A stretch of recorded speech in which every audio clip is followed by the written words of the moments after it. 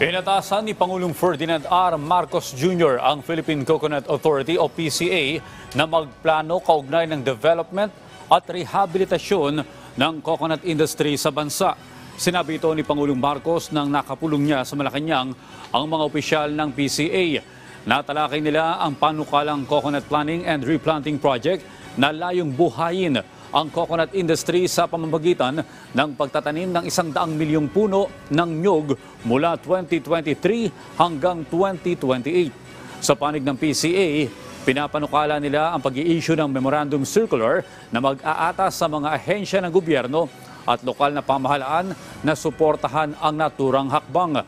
Target ng PCA na magtanim ng 20 hanggang 25 million coconut tree bawat taon. Pagbibigay din ng PCA, whole of nation approach ang kailangan para sa panukalang ito.